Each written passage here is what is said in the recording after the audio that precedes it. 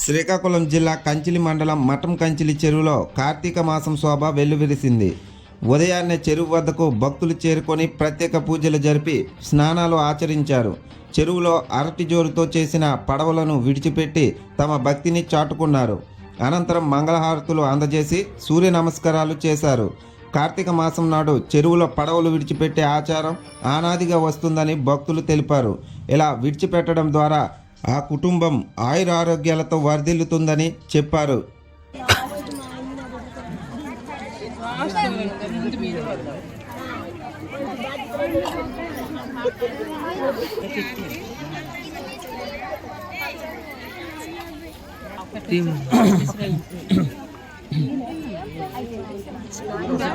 లేదు